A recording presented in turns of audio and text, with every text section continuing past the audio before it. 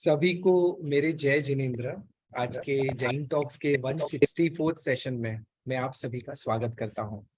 आज हमारे साथ ड्रामा इंडस्ट्री से मिसेस यशोदा जी गांधी जुड़ी है, जो कि ड्रामा और वेब सीरीज की क्रिएटिव प्रोड्यूसर है, जिन्होंने जैन शासन के इतिहास को जान के उस इतिहास को काफी सारे नाटकों के माध्यम से उजागर किया है, हम तक पहुंचाया है।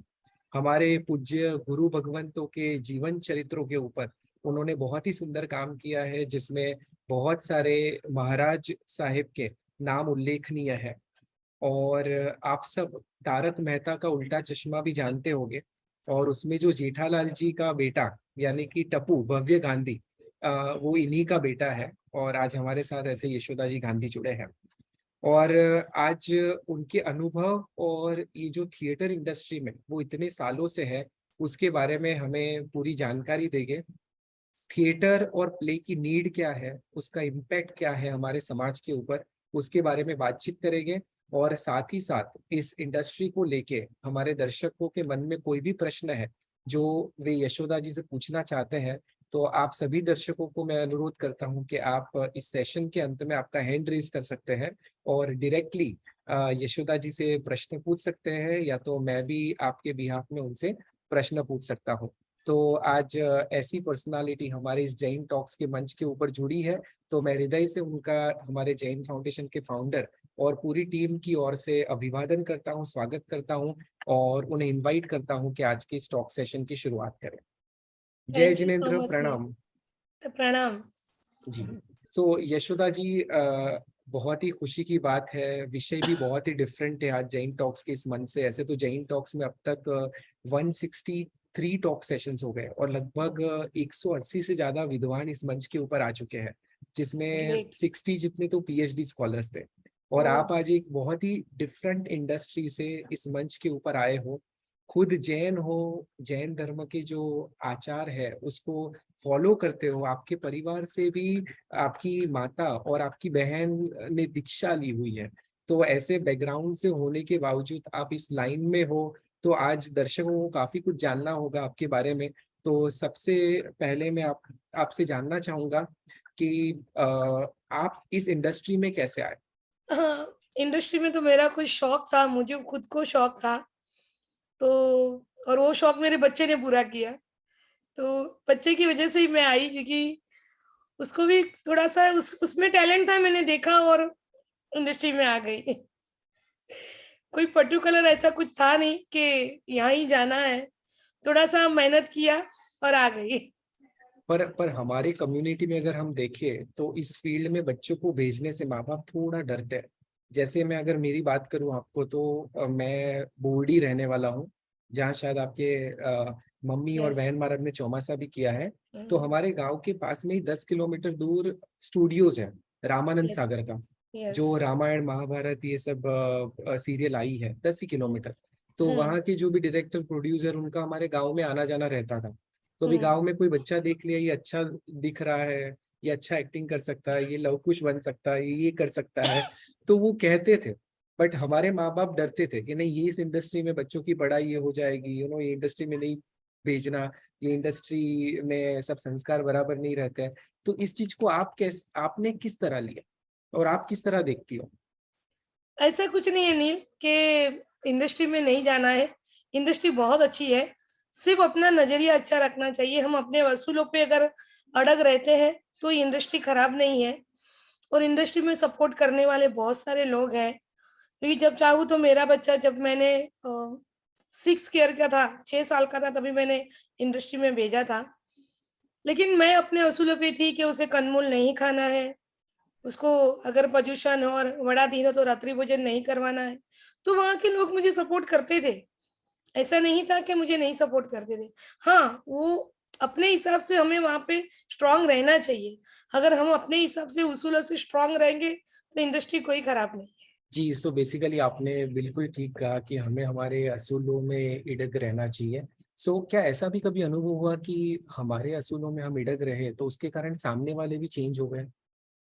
हाँ, मुझे एक मुझे याद आता है कि जब मैं तारक कर रही थी, तभी एक एपिसोड आया था, उसमें जो रावण को जलाने का था। तो ये था कि मैं जब भव्य छोटा था, मैं सेट पे गई, मैंने स्क्रिप्ट हाथ में ली और मैंने देखा कि रावण को जलाने का है, जो टप्पू रावण को जलाता है। तो मैंने तुरंत मना कर दिया, मैं बोली रावण हमारे तीर्थंकर है, हम रावण को नहीं जलाएंगे। तो हमारे प्रोड्यूसर आए, अरे वो तो अगली चौथी 24 में होने वाले हैं, अभी क्या है, अभी ये नहीं। क्योंकि हम रावण जलाना देखते भी नहीं है, तो हम जलाए कैसे। और सबसे बड़ा कि हम जैन फैमिली से हैं और हम सीरियल में जय जिनेंद्र बोलते हैं। अगर मैंने सर को यही समझाया, अगर हम ये एपिसोड अगर बनाए, अगर रावण को जलाए, तो लोगों के दिमाग में कुछ अलग अपना हो जाएगा कि एक आजू आप जैन फैमिली दिखा रहे हो, जय जिनेंद्र दिखा रहे हो, तो आप ये नहीं करो। लेकिन देखो इंडस्ट्री है, कई बार वो लोग नहीं भी सुनते हैं। तो उन्होंने ऐसा बोला कि ठीक है हम देखते हैं, लेकिन अगर आसिफ सर हमारे मान गए, लेकिन हमारे चैनल हमसे नहीं मानी, क्योंकि स्क्रिप्ट पहले चैनल अप्रूवल करता है। तो चैनल ने मना कर दिया कि नहीं, ये काम तो टप्पू ही करेगा। तो मैंने तुरंत मना कर दिया, अगर आपको चाहे तो ये सीन में से मेरे बच्चे को निकाल दो, ये एपिसोड में से बच्चों को ही निकाल दो, लेकिन ये सीन तो मैं नहीं करूंगी। तो लक बाय चांस कि जब ये सीन करने का था, तभी क्या मालूम सर भी, आशीष सर भी थोड़े से भिड़ गए चैनल से। बोला मैं जैन फैमिली दिखा रहा हूँ, मैं ये नहीं बताऊंगा। तो बोला कैसे होगा। मैं बोली सर कुछ भी करो, राइटर है, राइटर कुछ भी करेगा। फिर उन्होंने बहुत एक अच्छा सा आइडिया बताया कि उन्होंने उनसे बोला कि अगर मैंने एपिसोड तो चालू कर दिया, मेरा खर्चा तो लग गया है। तब जाके उन्होंने जेठालाल को सपना दिखाया। तो सपने में राम आए और उन्होंने ऐसा बोला, अगर तू रावण आया। उन्होंने ऐसा बोला, अगर तू राम है तो रावण को जला। रावण ने बोला मुझे राम ने जलाया था। तो जेठालाल बोले नहीं नहीं, मैं राम नहीं हूँ, मैं रावण नहीं जलाऊंगा। यानी पूरा एपिसोड डाइवर्ट कर दिया। उन्होंने बोला नहीं नहीं नहीं। और टप्पू ने भी बोल दिया कि टप्पू बहुत छोटा है। और ऐसा हुआ कि वो टाइम पे टप्पू बहुत बीमार भी हो गया और उसको मुझे हॉस्पिटलाइज करना पड़ा।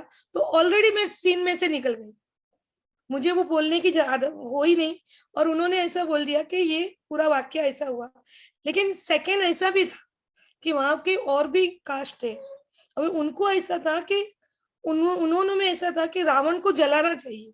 अगर रावण नहीं जला तो हमारा पूरा साल अपसुकन में जाता है।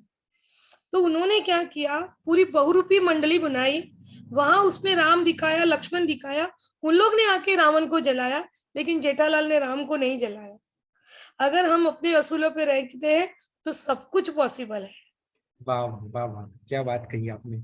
सो ये जो इसमें जैन फैमिली बताई है स्पेशली, तो उसको सिलेक्ट करने के पीछे भी कुछ रीजन था? यानी टप्पू को उन्होंने वहां लिया या आपने कुछ इंसिस्ट किया कि ये थीम कैसे सेट हो कि हम एक जैन फैमिली बताएंगे? नहीं नहीं, ऐसा था एक दिन बीच में जब हमारा सिलेक्शन हुआ, तभी हम लोग गए। तो तभी भव्य ने जब जाके मुझसे पूजा पूजा करके मैं उसको लेके गई थी, तो उसको केसर का तिलक था। तो सर ने बोला तू जैन है? तो भव्य ने बोला हाँ। ठीक है, अभी से तू जय जिनेंद्र बोल दे। बस वही सिलसिला चालू हो गया जय जिनेंद्र बोलने का। क्या बात है, क्या बात है। और वो यस जय यस जिनेंद्र बोलने का और फैमिली का पूरा सेटअप ही ऐसे हो गया। Yes yes yes. ठीक है, ठीक। सिर्फ वो एक भगवान का चांदला देख के, केसर का चंदन का चांदला देख के हो गया। बिल्कुल बिल्कुल। सो आपने कहा कि हमारे असूलों पे अगर हम टिके रहेंगे तो डेफिनेटली हमें कोई हिला नहीं सकता। सो जब आपके बेटे छोटे थे तभी तो शायद आपके कंट्रोल में थे, पर अभी तो हमारे टप्पू भी बड़े हो गए हैं, 5 फिल्म कर चुके हैं और इतना इंटरनेशनली ट्रैवल भी करते हैं। तो अभी तो इतना एक्सपोजर मिलने के बाद लाइफ में कभी कभी ऐसा हुआ रहेगा कि असूलों को छोड़ देते हैं, अभी ठीक है आलू प्याज खा लेते हैं, क्या फर्क पड़ता है। तो ऐसा हुआ तो आपने, ऐसा कभी हुआ? और अगर हुआ है तो आपने इस सिचुएशन को कैसे हैंडल किया? नहीं नील, ऐसा कभी नहीं हुआ, क्योंकि मेरा बेटा 2017 में 2 महीना अमेरिका गया था। उसका ड्रामे का पूरा टीम के साथ गया था। वो 2 महीना अमेरिका रहा, उन्होंने सबको जैन बना दिया, लेकिन खुद ने कंदमूल नहीं खाया। वाह वाह, बहुत लेकिन खुद बहुत ने कंदमूल अभिनंदन। नहीं खाया, खुद को सबको जैन बना दिया। उन्होंने बोला कि नहीं, अगर मेरे साथ हो तो कंदमूल नहीं खाना है, आपको जैन बनना है। तो उन्होंने उसका उसूल नहीं छोड़ा, लोगों को हिला दिया लेकिन उसने नहीं छोड़ा। बहुत बहुत बड़ी बात है, बहुत बड़ी बात है। बहुत बहुत अनुमोदना करते हैं हम जैन टॉक्स के इस मन से। थैंक्स, ये थैंक यू। डेफिनेटली आपके संस्कारों का ही फल है। बस बस, यस गुरुदेव का यस। आशीर्वाद है। जी जी, बिल्कुल बिल्कुल। सही सही सही, ये आपकी नम्रता है। सो यशोदा जी, हम ये जानना चाहेंगे कि ये जो ड्रामा इंडस्ट्री है, प्ले थिएटर वगैरह या वेब सीरीज वगैरह, वो जैन धर्म के प्रचार प्रसार में क्या रोल प्ले कर सकते हैं आपके हिसाब से? और हम इसके यूसेज में कहाँ तक पहुंचे हैं, यानी कि कितना हम इसका उपयोग ले रहे हैं? बहुत सारे ले रहे हैं, क्योंकि ड्रामा इंडस्ट्री से हम अपने जैन धर्म का बहुत सारा प्रचार कर सकते हैं। आज मैं बोल रही हूँ कि गुरुदेव की 400वीं बुक आ रही है। मैंने 400 बुक नहीं पढ़ी है, चाहे मैंने 100 बुक पढ़ी होगी।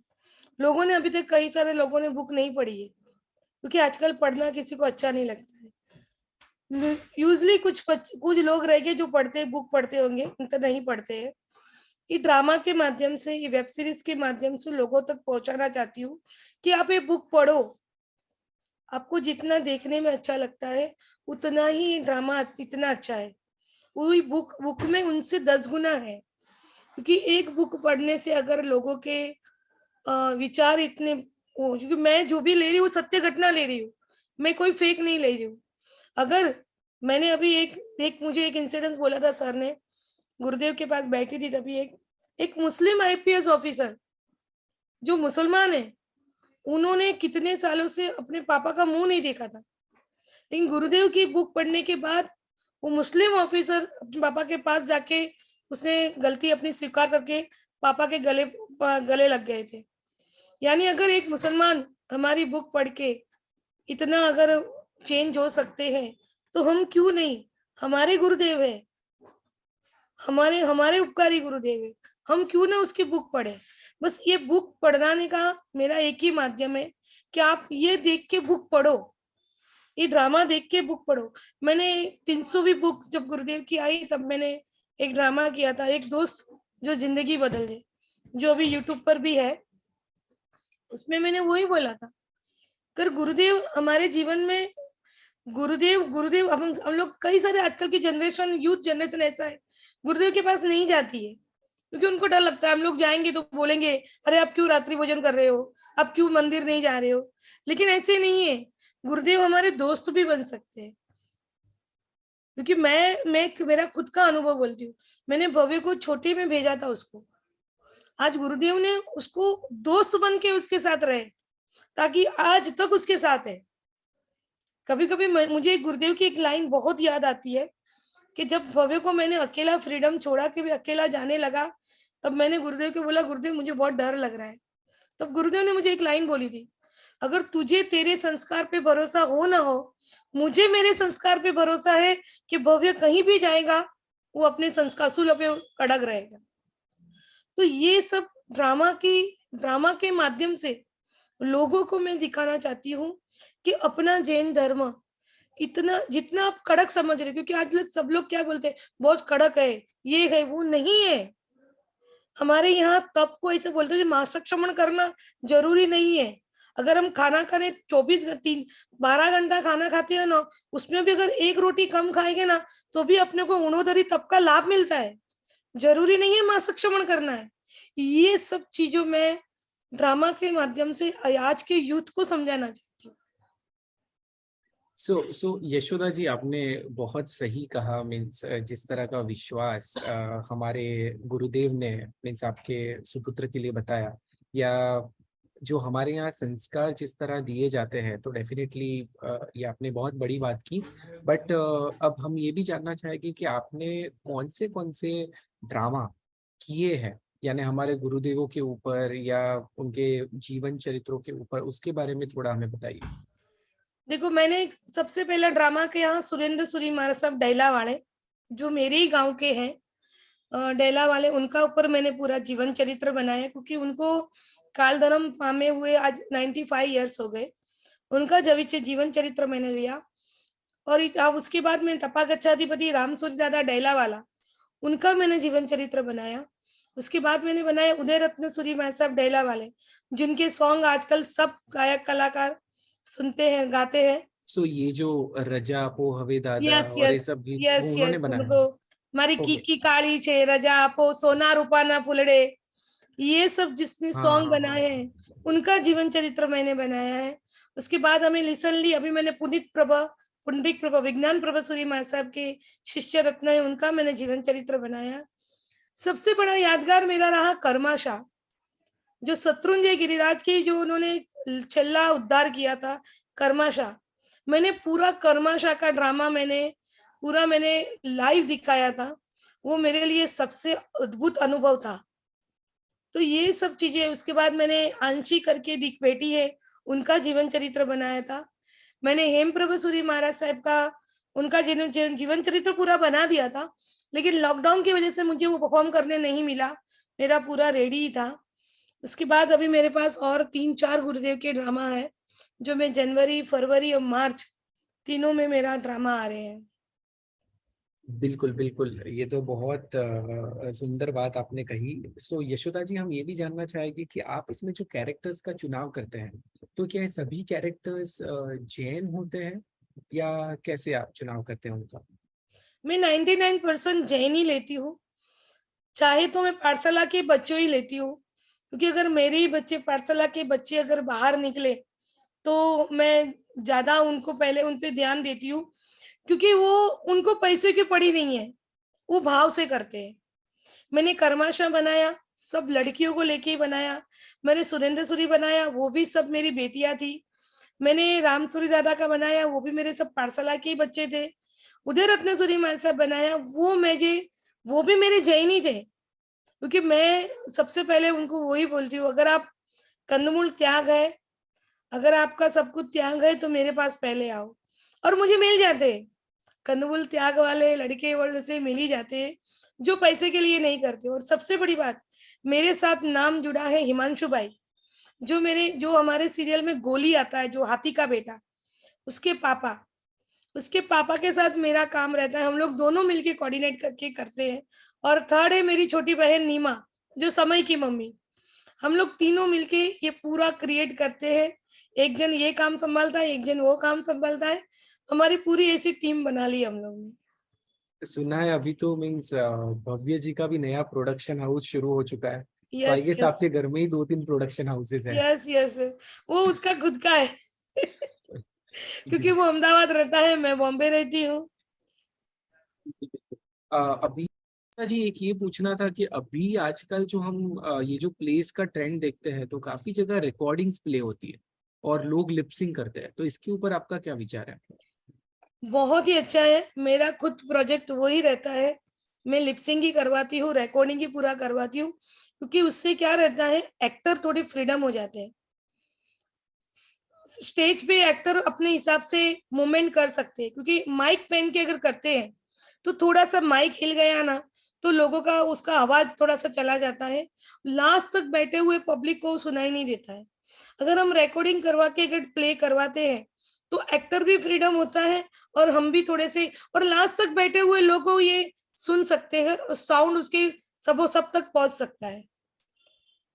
बिल्कुल बिल्कुल, बट हमारे समाज में एक थॉट ऐसा प्रिवेल होता है कि जैसे प्रतिष्ठा वगैरह फंक्शन है, तो उसमें जो ये स्टेज प्रोग्राम्स होते हैं, तो हमारे कैरेक्टर्स अगर खुद बोले, यानी पीछे रिकॉर्डिंग ना चले, तो उसका एक भाव ही अलग होता है, और अगर रिकॉर्डिंग चले तो हम लोग थोड़े कैजुअल हो जाते हैं।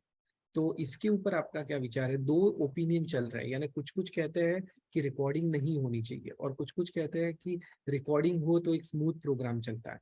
तो ये दोनों के अंदर आपकी क्या ओपिनियन है? नहीं, जो पंच कल्याण के प्रोग्राम है उसमें रिकॉर्डिंग नहीं होना चाहिए, क्योंकि वो तो हम भगवान के माँ और पिता बनते हैं।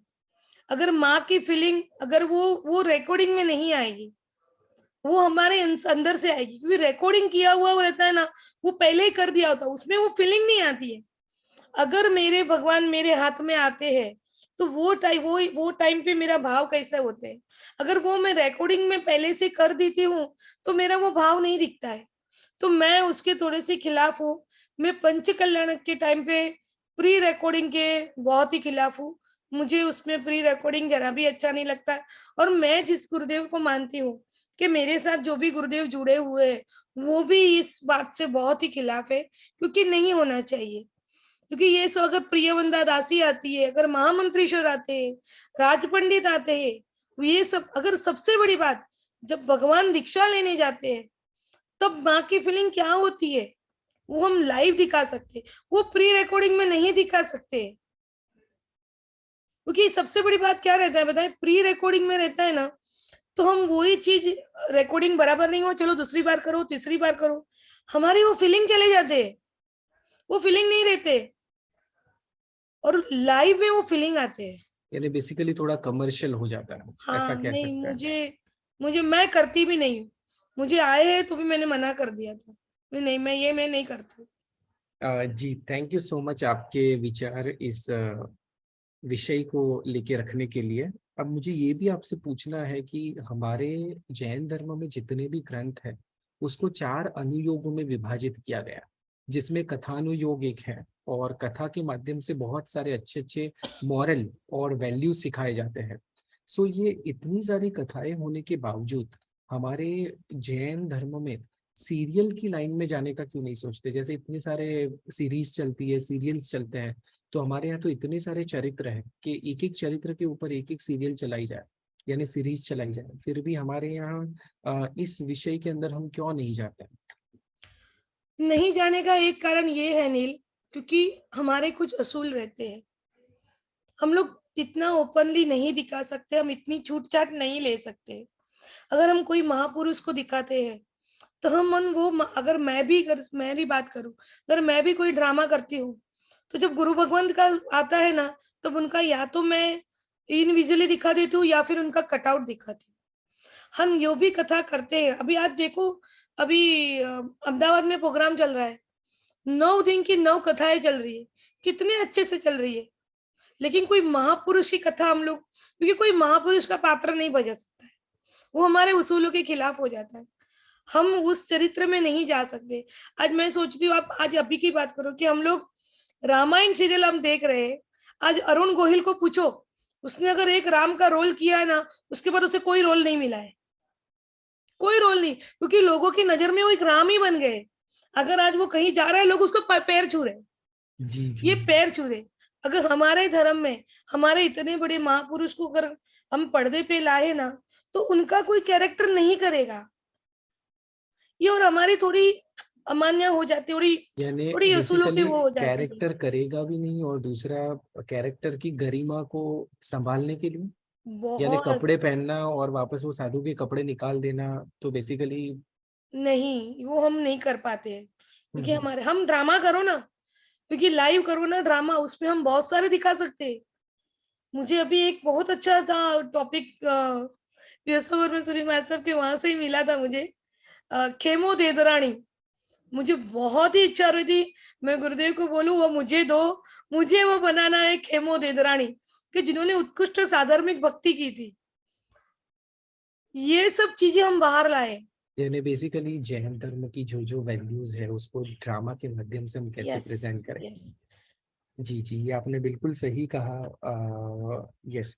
सो यशोदा जी, आपने गुरुओं के चरित्र के ऊपर वर्क किया है, साथ ही साथ आप क्या सोचते हो कि किस तरह हमें इस ड्रामा इंडस्ट्री में कॉन्सेप्ट्स को आगे रखना चाहिए, और कौन से कॉन्सेप्ट्स रखने चाहिए? जीवन चरित्र तो एक बात हो गई, पर और कोई विषय को हमें प्रेजेंट करना चाहिए जो पैन इंडिया लेवल पे हम प्रेजेंट कर सकते हैं, या जैनिज्म को वे ऑफ लाइफ के हिसाब से दिखा सकते हैं? ऐसे कोई कॉन्सेप्ट्स आपने सोचे? मेरे पास 2-3 कॉन्सेप्ट है जिसपे मैं अभी वर्क कर रही हूँ। जैसे कि मैं जीव दया का माध्यम से मैं दिखाना चाहती हूँ कि जीव दया से लोगों को कितना फायदा होता है, हमें करनी चाहिए।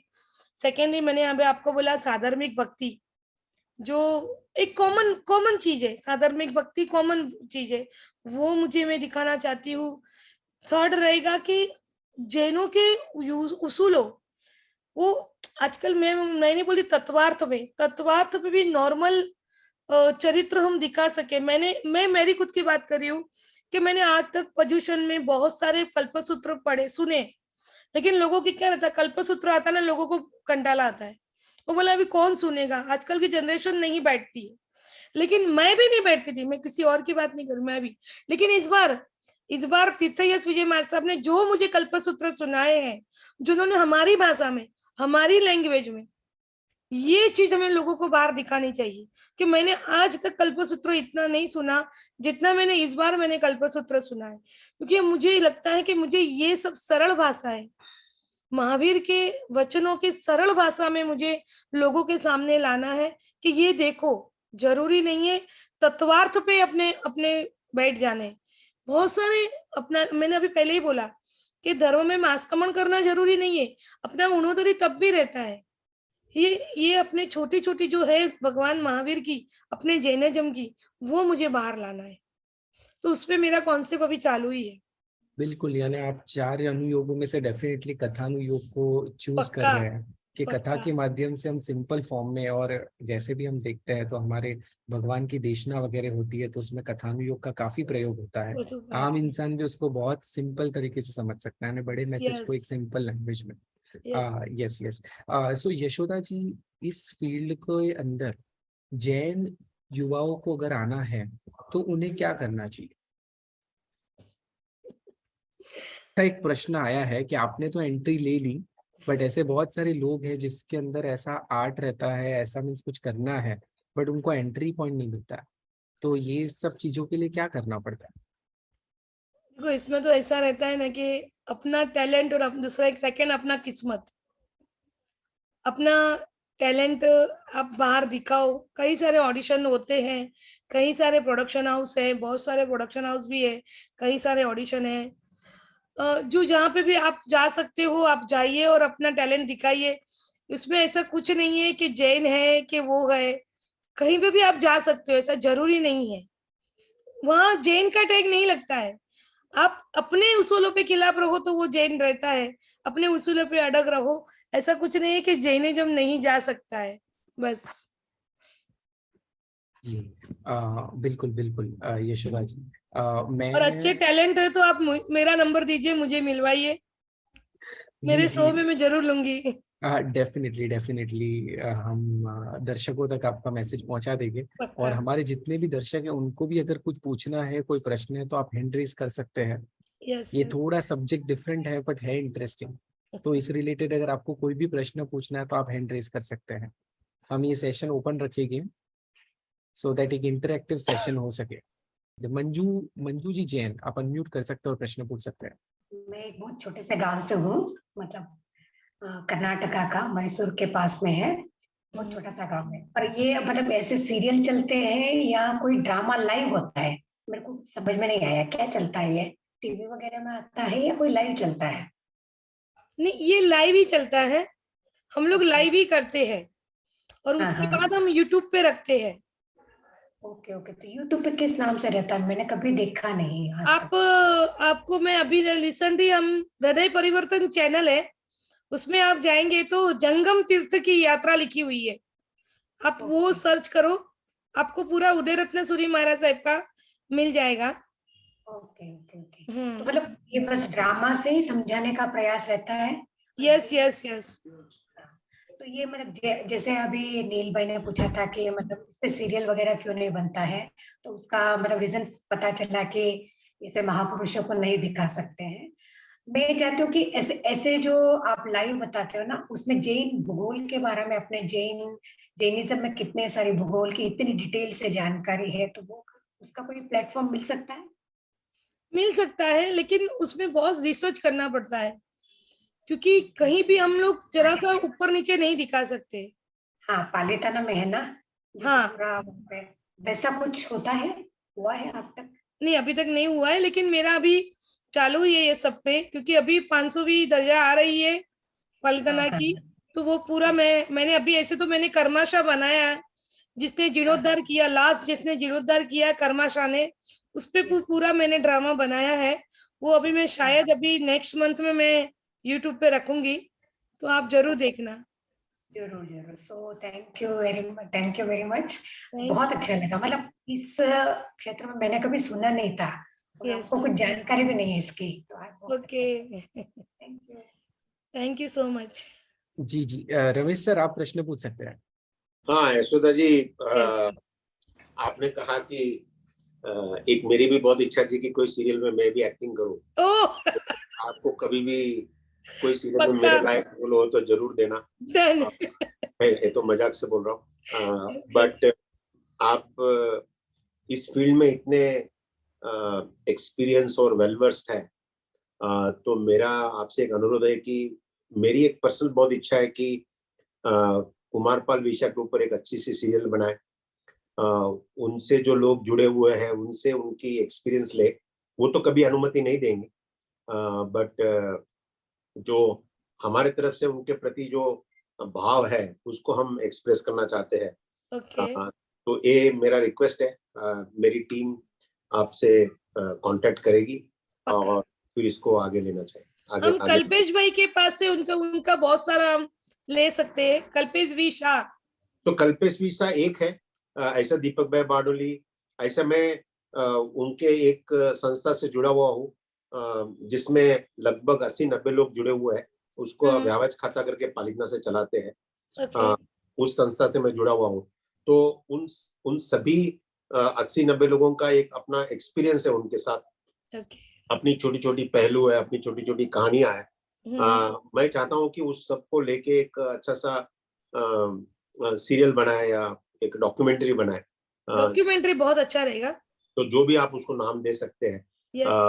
ये मेरी बहुत ही इच्छा है। मैं देख रहा था कि कौन मिले इस मूवी या सीरियल बनाने के फील्ड में। तो आपको इतना एक्सपीरियंस है, आपको रुचि है, आप जैन धर्म को जानते हैं और आप पूरा नियम के साथ इसको बना सकते हैं। तो मेरा यही आपसे एक रिक्वेस्ट है कि इस चीज को अपन आगे लेना, आगे लेके जाना चाहिए। डन पक्का। जी, मंजू जी आप प्रश्न पूछना चाहते हैं कुछ? मंजू जी। पहले तो मैं आपकी बहुत बहुत अनुमोदना करना चाहती हूँ कि आपने इतना सुंदर कार्य अपने हाथ में लिया है, जिससे न सिर्फ जैन समाज का बल्कि जैन समाज को जानने के लिए जो लोग उत्सुक हैं उनका भी फायदा होगा। वो जानेंगे कि जैन धर्म क्या है, जैन धर्म की बारीकियां क्या है, और आपने इन सबको उठाया है, ये बहुत बड़ी बात है। Thank you so much. और मेरा प्रश्न ये है कि जैसे आपने कहा कि जैसे कोई गुरु महाराज हैं, उनके बारे में हम सीरियल में नहीं दिखा सकते, पर क्या ये इतना सही नहीं है कि सीरियल के माध्यम से हम अपने जैन धर्म को ज्यादा से ज्यादा फहरा सकते हैं? ये बात सही नहीं है क्या? नहीं, बात सही है, लेकिन हमारे कुछ उसूल रहते हैं, हम हमारे उसूल से बाहर नहीं जा सकते। हमें अगर भगवान को दिखाना है तो भगवान का रोल कोई प्ले नहीं कर सकता। हम भगवान का रोल किसी को प्ले करने देंगे भी नहीं। अगर ड्रामा बनाती हूँ, मेरे गुरु भगवान के रोल कोई प्ले नहीं करेगा। अगर मैं उसे पर्दे के पीछे उनकी सिर्फ परछाई दिखाऊंगी या फिर उनका कटआउट डालूंगी, लेकिन मैं किसी को वो रोल प्ले करने नहीं दूंगी। नहीं, भलाई मत दें, आप रोल करने मत दें, पर इससे क्या होगा, कम से कम हमारे जैन धर्म के महत्व को लोग तो जानेंगे। नहीं, वो आपकी बात सही है, वो हम दिखा सकते हैं, प्रभु के आचार हम दिखा सकते हैं। लेकिन इसमें भी थोड़ा सा अपना ये, क्योंकि ये फिल्म इंडस्ट्री है, यहाँ पे लोगों को सब कुछ चाहिए, सिर्फ हमारी जैन धर्म नहीं चाहिए, उनको कॉमेडी भी चाहिए, उनको हंसी मजाक यानी कॉमेडी चाहिए, इमोशनल चाहिए, सब कुछ चाहिए। और हमारे धर्म में ये सब थोड़ा सा डिफिकल्ट हो जाता है, तो हम उसको हमारी कुछ मर्यादाएं रह जाती है। हम उसको लाइव दिखा सकते, हम सीरियल नहीं बना सकते। पर आप लाइव तो दिखाएंगे, पर यस मैं दिखाती हूँ ना, लाइव में दिखाती हूँ। नहीं, आप दिखाती हैं, पर वो ज्यादा लोगों तक नहीं पहुंच पाता है ना, मेरा प्रश्न ये है। यस अभी मैं ट्राई करूंगी कि ज्यादा लोगों तक पहुंचे, आप लोग सब लोग तक पहुंचे। वो लिंक आप सबको मैं शेयर करूंगी कि आप सब लोग देखें। जी, बहुत बहुत धन्यवाद, बहुत बहुत धन्यवाद। जय जिनेंद्र। जय Jinendra ji. Thank you so much Manju ji, and thank you so much Yashoda ji. अगर और किसी श्रोताओं को भी कुछ जिज्ञासा है, कुछ जानना है, कुछ पूछना है, तो आप हैंड रेज कर सकते हैं।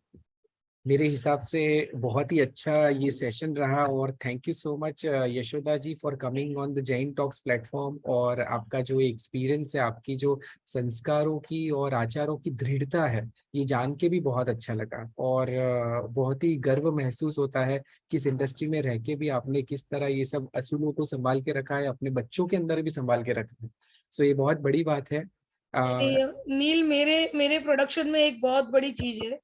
अगर मेरे प्रोडक्शन में कोई काम करता है, नॉनवेज अलाउड नहीं है, सिगरेट अलाउड नहीं है, गुटखा अलाउड नहीं है। अगर मेरे साथ ये काम करना है तो उसको ये सब चीज छोड़ना पड़ता है। जी जी, ये बहुत बड़ी बात है और डेफिनेटली इसके बावजूद भी इतने सारे लोग आपसे जुड़ते हैं, तो ये Yes. आपकी दृढ़ता का ही रिजल्ट है। और यस, मैं आपका धन्यवाद पुनः करना चाहूँगा और Thank आज के सेशन के विराम की ओर हम आगे बढ़ेंगे। और एक अनुरोध करूंगा कि जैसे ये जैन टॉक्स युवाओं को कनेक्ट करने का भी प्लेटफॉर्म है, सो जल्द ही हम एक सेशन में भव्य गांधी यानी कि आपके बेटे को भी इनवाइट करना पक्का चाहेंगे। तो पक्का उसमें आपका सपोर्ट हमें लगेगा, क्योंकि हमें पक्का। मालूम है कि बहुत व्यस्त है, तो थोड़ा माँ की ओर से प्रेशर जाता है तो जल्दी हाँ आती है। तो अभी हमारे हाथ में चाबी है, सो हम आपसे जुड़े रहेंगे। और जैसे ही हमारे फाउंडर रमेश भाई ने भी आपको बताया कि हमारा Yes. एक ये भी हमारी इच्छा है कि हमें आगे काम करना है, तो उसके लिए भी हमारी टीम आपसे कनेक्ट होगी। पक्का। सो Done. Thank you so much, thank you so much. Thank और यू सो मच नील, आपने मुझे इतना बड़ा प्लेटफॉर्म दिया, मेरी बातें शेयर करने मिली। बहुत बहुत बहुत बड़ा थैंक यू नील, स्पेशली आपको, रमेश जी को। Thank you so much, thank you so much. Thank you so much. तो इसी के साथ हम आज की सेशन को विराम देते हो, और विराम देने से पहले जगत के सभी जीवों का कल्याण हो, जगत के सभी जीवों का मंगल हो, जगत के सभी जीव हमारे मित्र है, कोई भी हमारा वैरी नहीं, इस भावना के साथ प्रार्थना। अणु परमाणु शिव बनी जाओ, अखा विश्व नु मंगल थाओ, सर्वे जीवो मोक्षे जाओ। खामे मि सव्य जीवे सव्वे जीवा खमंतु में, नित्य में सव्व भुवेसु वैरम मज्जन केणे। सर्वथा सौ सुखी था हो, पाप ना कोई आचरो, राग द्वेष थी मुक्त बनीने, समता सौ समाचरो। सभी को मेरे प्रणाम, यशोदा जी प्रणाम, जय जिनेन्द्र। जी थैंक यू, जी। Thank you. और हम अगले शनिवार को पुनः हमारे जैन टॉक्स के 165th सेशन के अंदर मिलेंगे, जहां हमारे साथ उज्जैन से डॉक्टर सत्यनारायण जी जाटिया जुड़ेंगे, जो कि इंडियन पॉलिटिशियन है, राज्यसभा के मेंबर रह चुके हैं, 7 बार मध्य प्रदेश में चुनाव जीत चुके हैं। तो ऐसे डॉक्टर सत्यनारायण जी जाटिया हमारे साथ जैन टॉक्स के इस मंच के ऊपर जुड़ने वाले हैं। तो मैं आप सभी से रिक्वेस्ट करूंगा कि आप सब जरूर जुड़िए जैन टॉक्स के साथ, और इसको एक इंटरेक्टिव सेशन बना के हम जितनी भी वैल्यूज को स्प्रेड कर सके वैसा एक काम करें। तो इसी के साथ हम आज की सेशन को विराम देते हैं। Thank you. Thank you.